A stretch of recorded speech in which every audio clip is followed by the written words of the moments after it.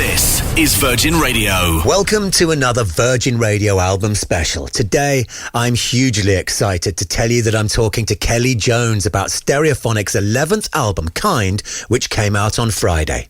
I'm Eddy Temple-Morris, and this represents a huge deal for me. I was Stereophonics' first champion. They asked me to do their first TV interview for their debut video on the day of their first big gig at Cardiff Castle. I was born just yards away, so this is all very moving for me. I was a local boy, Kelly from just up the road in Camaman, the village that inspired Stereophonics' debut album Word Gets Around, from which we now take their first single, Local Boy, in the photograph, before two local boys catch up.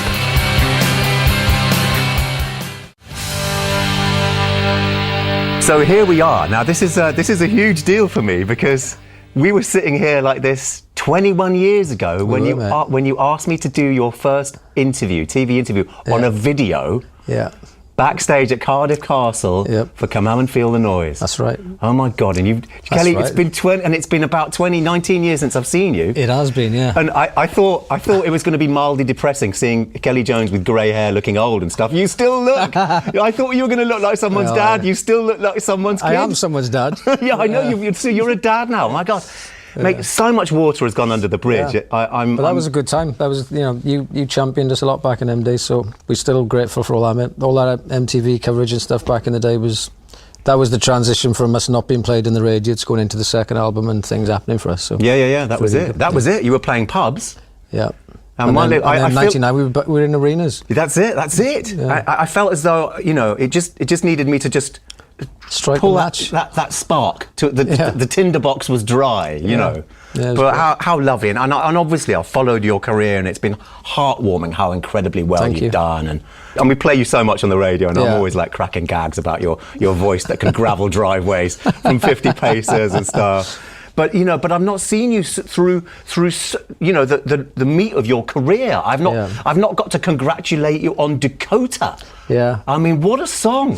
Yeah. I know we're here to talk about this. No, I know it was that song, worldwide, wherever you play it, the reaction is ridiculous for me. I mean, just briefly, just tell me about how that came into being. What was there a moment of inspiration? I mean, we got to the fourth album, You Gotta Go Let's Come Back, which was where Maybe Tomorrow's on, and on that record we'd all had long hair and rugs and stuff and backing singers. We kind of turned into the Grateful Dead and the Black Crowes, and then we decided to just change it all up, really. So we just cut all the hair off and changed what the band looked like and all that. But that song came in a little hotel room in Paris, and then I finished the lyrics when we were touring. We were doing the last David Bowie tour, Reality, in America, and I was actually in South Dakota, a place called Vermilion. And the song was called Vermilion. Oh, and I recorded it, and then we found out Slipknot were just about to release a song called Vermilion, literally like 2 weeks before. So all the hard drives, that song is called Vermilion. I'm funny. And I said, I don't know, just call it Dakota, because that's where it was recorded.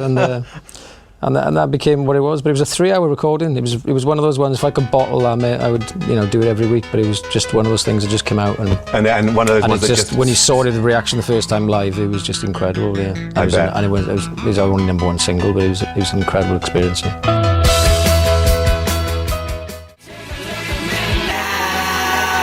Dakota, or to give it its original title, Vermilion.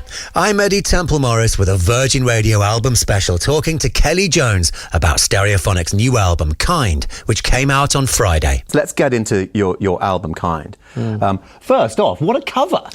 And it caught my eye straight away, and then you dropped the bombshell on me. Yeah, my oldest drew that in a chemistry exam, and bored at the end of the exam, and did a drawing and then just Instagrammed it to me or texted it to me, and I really liked it. And I sent it to Dan, our manager. I said, do you like this painting? I said, it really looks like it sounds like the album, because what I liked about it was there was a reflection of the tree is different to what the tree actually is. And I thought, to me, it represented, we all show one side of ourselves, but underneath there's another side to us. And I loved the solitude of the bench. And I just thought it really looked like what the record sounded like. That's exactly what I thought when I saw it. Yeah. Exactly what I thought. So, yeah, it was quite cool, because it was Bootsy's birthday, 15 this week. So to drive past the Westfield and see a big billboard of this was quite a cool situation. You've named your eldest after the most glamorous bass player in the whole world ever. Yeah. Further congratulations, mate. Oh, man, it's so good to see you. So it feels like, I got the record last night, I've listened to it once, and so this is very genuine, like, it's pure feeling. Yeah. So I'm feeling that this is, you're really writing from the heart here. Yeah. Like, it feels very personal. Not to say that your previous work wasn't personal, but it feels to me like after your first album that I loved so much, you were writing a lot through the glass of a tour bus or a hotel room, looking at other people. Yeah. This feels like it's very much you. Yeah, I mean, the second and third record particularly was my first experiences of the world, and then you get a bit older and you start experiencing your own life, I guess. You know, when you're 20, 26, up to that point, you're always looking out because there's nothing really going on with yourself in a massive way. But as you go through the stages of life, things start happening in your own personal life and your own surroundings. So this album particularly, I'd stopped touring in September last year. We finished in Brooklyn. And, it's our 11th album, 22 years of being on the road. And I didn't have any creative block or writer's block, but I just felt like I needed to just stop. I don't know what was going on, but I just didn't feel like spending 16 hours a day waiting to perform over and over again was doing it for me. The show I was loving it, and making the records I was loving, but I just wanted to stop. And when I came home, I just stopped doing everything. And around about November, once my head started clearing a bit, I was having all these songs kind of informing me how I was feeling, and I was kind of alarmed in quietly what a lot of the songs were saying to me, but it felt like I was at a little bit of a crossroads, and I didn't really want to stop. It turned out it was that I wanted to change things up and maybe shift things around a little bit with my own life, my own lifestyle, my own experiences, and just make a few, I don't know, adjustments maybe, I don't know, but the songs were kind of telling me, and I didn't edit anything. I just, very subconscious kind of record. I never imagined being here talking about the record. I just thought it was going to be something I would do for myself, and I said that from day one. I didn't think this was a commercial record or anything like that. It was just something I was experiencing. I needed to get out of me as like a painter or whatever. But it turned out the songs were very moving for other people, and they wanted to bring it out. I'm Eddy Temple-Morris with a Virgin Radio album special, talking to Kelly Jones about the band's new album, Kind. Let's play the first track on the album, I Just Wanted the Goods. Then I'll be back with Kelly talking about that song.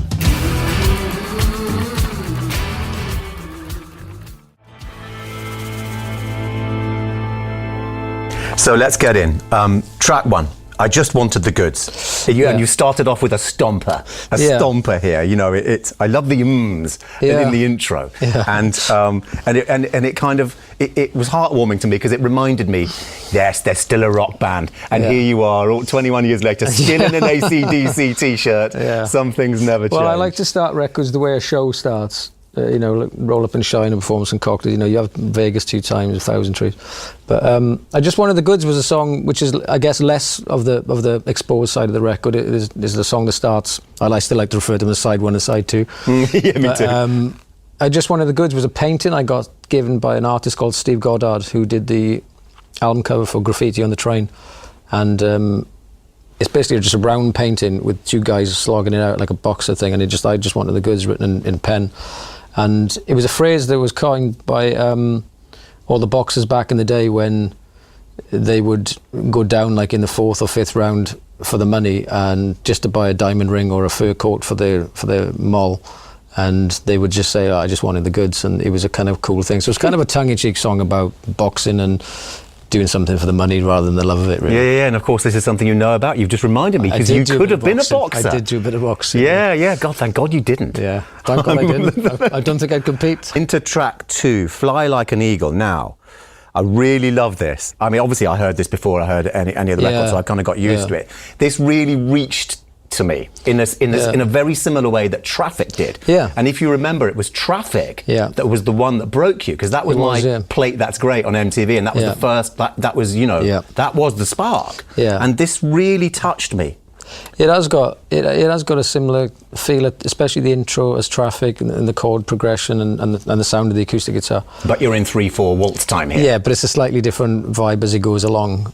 And I guess that song was one of the main things that was kind of telling me things. The line "Dare to Reborn" just came from the subconscious, and and Fly Like an Eagle, I guess the song is asking questions, you know, people tend to stick in their safe zone and they don't really take many risks to try to move on to make things a bit uncomfortable for a bit, but to grow and to learn new things. And I think that song was one of the first songs that was kind of informed me to do that. I've always tried to push my boundaries, but there was something happening when I wrote that was trying to tell me to kind of, you know, push a bit harder and try to do something a little more, I guess, honest. And it sounds so...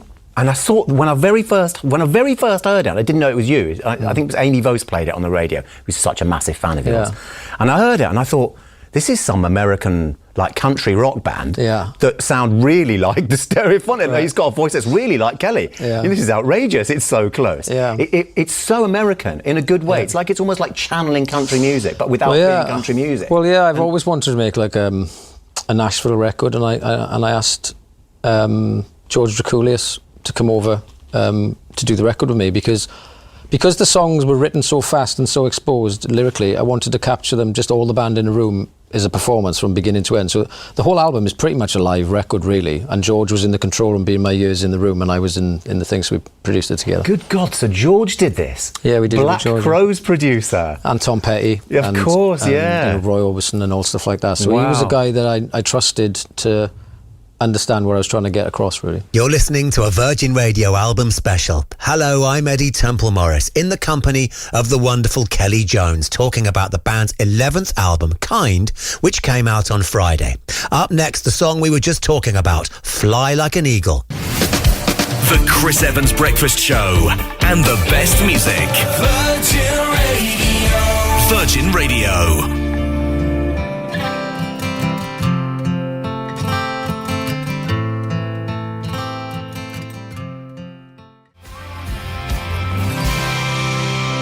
That's the first song we heard from Stereophonics' new album, Kind, Fly Like an Eagle. I'm Eddy Temple-Morris with a Virgin Radio album special talking about the LP with Kelly Jones. And yes, me and Kelly still call it an LP. So we come to track 5. We're at the halfway point now. Yeah. Hungover for You. Yeah. Another acoustic kick-off. Which is, you know, almost a theme. It very much sounds like you're catharting with an acoustic guitar. It sounds like that, you know, you're at home and your heart is aching. Yeah. And you're doing that classic thing where you're writing a song in order to help you get through something. Does it really help you? It doesn't at the time. At the time, it's horrible, you know, because at the time you're actually going through what you're genuinely going through. You know, it was the same with Maybe Tomorrow, If I'm Away Home, or, you know, at the time you're actually putting that stuff on paper. It's kind of as real as it is. But then after you've done it, you know, it's a bit like going for a run or talking to somebody else about something. It kind of gets halved or wherever, you know. It's not really the reason why I do it, but it's become what it is. Do you know what I mean? But do you think that the pain makes it better? I think that I'm not one of those people who go around looking for pain to write it. I've been in very many positive states of mind and made great records. It's not about that. And I wouldn't say this was a negative state of mind. I think this was a state of mind where it was like I was asking myself questions. But I do think if you actually dig that deep, I think the listener can tell between what's kind of somebody using a rhyming dictionary and somebody actually telling you what's really happening. Said I stopped you flying, clipped you. Stereophonics, Hungover for You, from their new album Kind, which came out on Friday. I'm Eddy Temple-Morris with Kelly Jones talking through the album. Track 6 now. Yeah. So we are... Side 2. We're on side 2. We've just flipped it over. Isn't it great how vinyl is still kicking butt? Yeah. And, you know, I'm buying more vinyl. I know, we've got some pink vinyl for this as well. Oh, brilliant. Guys, can you put one aside for me? We've got picture disc and we've got a cassette. Brilliant. Bust This Town, that's your current single. Yeah. And it's another stomper. And it's like you've had all of this lovely stripped down acoustic stuff happening, and then there's a nice dynamic to the record. We sort of come back up with this one. Yeah, there's a kind of country element with all of it going on. You know, there's a kind of Fleetwood Mac, Dolly Parton style of playing guitar in parts, Lindsey Buckingham, a lot of finger playing guitar, and in this track there's a disco beat behind all that stuff, and some cool bass lines and stuff like that. So myself and Jim Lowe produced that one. George wasn't on this one, but we did that one. a little while back, and it never kind of fitted on anywhere, but it really fitted on this record. So, and that's just about escapism, really, about two people trying to leave a very small town and kind of find their way and explore the world and break the rules along the way, really. Yeah. So it's kind of an uplifting kind of number. Well, with that in mind, I have to ask, given, it's been so long since I've seen you and where we were and where you were, when we used to knock about in the late 90s, how are things back at home? Good, yeah. I get nervous asking this of men our age. Everybody's good. Is Oscar all right? Oscar's your dad good. and Beryl. Beryl. Yeah, they're all good. My brothers are still, They're happy and they're well. They're good, yeah. They come up to see me and I go down when the kids are on school holidays and stuff. They're great. They're in good nick. They're 73, 74 now. Wow. So. But yeah, they all still come to the gigs and stuff like that, yeah. Well, please. My old man's still doing his band. He started rehearsing every Thursday with all the boys from the band. Amazing! Yeah. Oh, brilliant. So he must be so proud. But of course, you're not living in Camama now. I built a house there back in the late 90s, so my mum and dad look after the garden and all that stuff, because my old man was working in the factories, and so they love just keeping their hands busy doing stuff. So, and you still go to your local and get all your old. Well, the Ivy Bush and all that's closed down. I still go down to Workman's Club when I can, yeah. Excellent. Yeah. Oh, fantastic. More from Kelly coming up next. Let's hear the song we were just talking about. You'll hear Bust This Town from Stereophonics after this. This is Virgin Radio.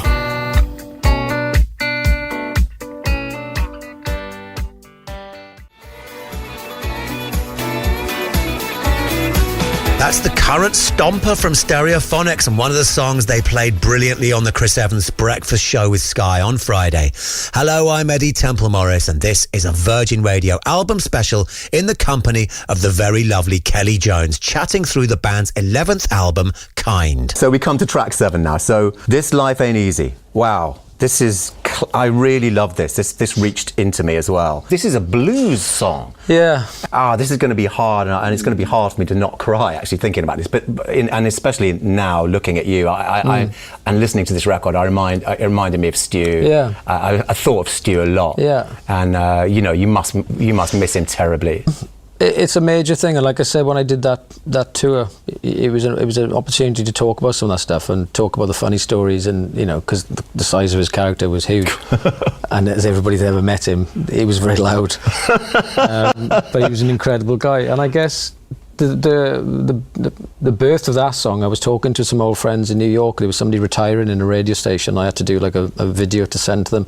We were talking on the phone. It just took me back to a lot of the times when I first met, and she was telling me about, you should watch this TV show, The Sopranos, and you should listen to this record. And it was the first time somebody was actually giving me things in a foreign land like New York, and I was so influenced by what was going on, and it took me back. And I guess the opening line, old friends grow old and some don't make it at all. Obviously that touches on Stuart, and then there's a lot of contrast between how things were when we had no responsibility to how things are when you have all the responsibility.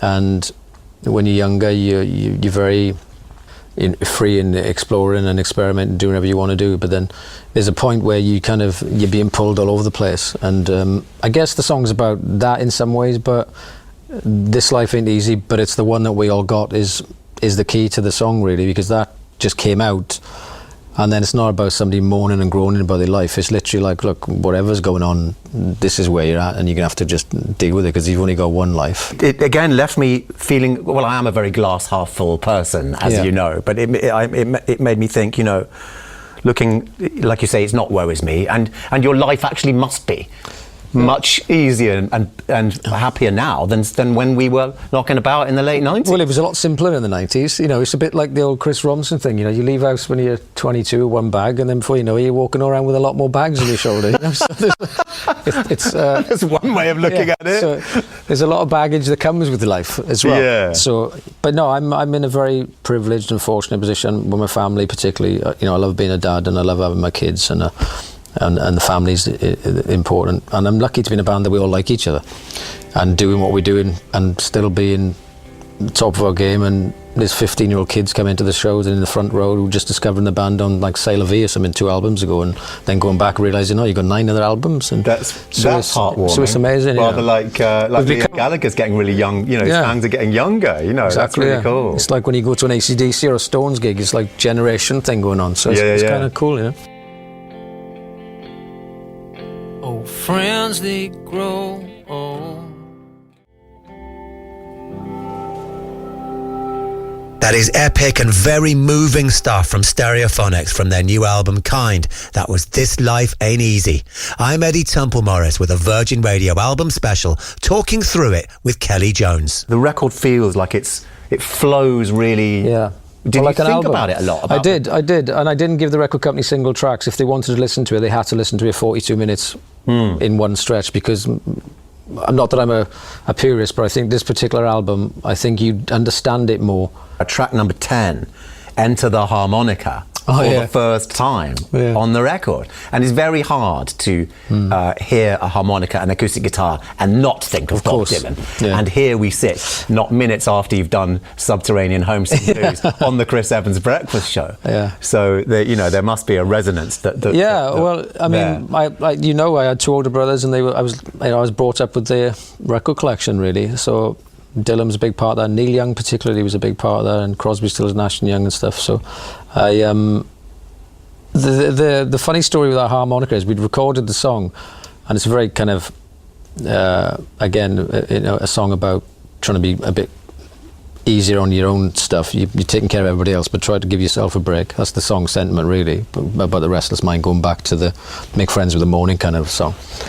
And I took my little 3.5-year-old to the studio, and she found this harmonica, and she was bouncing around the floor, and she was blowing and sucking into it. I thought she actually sounds probably as good as Dylan. And I thought, is it that easy? And then I just had a go of it, and I said to Jim, I said, press record, I can overdub an harmonica on this. And that's what it was. You made it sound like a drunk person breathing through a harmonica outside a tube station. It was pretty straightforward, yeah. Well, I say it starts off like Bob Dylan, but then suddenly backing vocals happen, and then suddenly I'm in somewhere completely different. Yeah. And it may surprise you. I don't know how you feel about this, but I suddenly got transported to a spaghetti western. Yeah, it's like a Coen Brothers movie. It was. Yeah, like a Coen Brothers doing a sort of a homage to spaghetti. Now, I loved this song. It's a lovely way. It felt like a really lovely musical place to leave us at the end of the record, and it felt. I had this very romantic feeling that you were riding into this sunset, into this big, huge sunset. And I'm in here, and this is what I see, but this is so much more kind of intimate. And there was a real sense of finality about it. And it made me worried slightly that I was thinking, God, has Kelly had enough? Like, is this it? Like, am I going to see Kelly's going to tell me that the band are going to split up or something? But then, now I'm looking at, I listen to you on the Chris Evans show, and I'm getting your vibe now, and I'm thinking that you are riding into the sunset, but just before the screen goes black, you're turning around and giving us a cheeky little wink. Yeah, there's a lot more going on, and it's a great. That's where the album title comes from. Not so kind to my restless mind. I thought the word kind is it's got so many different meanings. Different kinds of people we all hang with, and different kinds of music. Being kind to, obviously, being kind to yourself, whatever. And it was just a word that kind of, to me, summed up the whole message within the record. And it is, it does finish off in that kind of way, and I think it is hopeful. And I think that record has really helped me understand quite a lot of things that I've been going through. Whether I'll make a record like that again, I don't know. But for the time that it is now, it makes sense to where I'm at. So, how do you feel now, having gone you've gone through it, you've written it, you've produced it, you're releasing it today, and you've sat with me that you haven't seen for nearly 20 years, and you've talked about it. It's a bit strange, to be honest, because I was relieved in one sense it was out today, because part of me is just like, just get it out there, because all this teasing stuff is kind of, it's weird. And I just want people to just spend some time with it. If they get it, they get it. If they don't get it. But for me, it was what it was, and it is what it is, And to talk about it, it's a little bit strange, because I think, ultimately, you need to be in it to understand it or feel it. Because I think, as you said earlier, and when I was mixing it with Al Clay, who actually mixed Performance and Cocktails, and I hadn't seen him for 16 years either. Oh, wow. And I called Al back, because I knew the record was very sentimental and almost gentle in its lyric, but I wanted the band to sound masculine, and I knew Al would do a great job with just 4 musicians, because he didn't overdub it too much. So, and that's the kind of sentiment behind the whole thing, really, is to just kind of bring a lot of people that you felt warm with and at ease with, and put something out there that's real. Fantastic.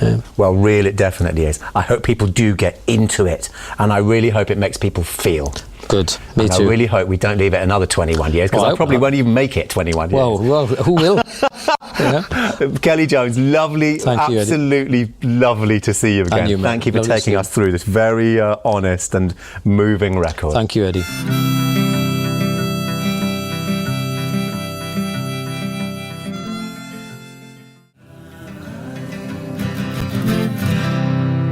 That is the last song, and my gosh, it really sounds like one, doesn't it? On the new Stereophonics album, Kind, which came out on Friday.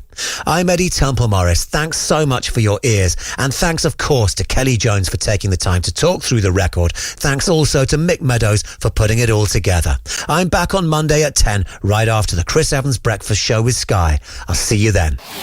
This is Virgin Radio.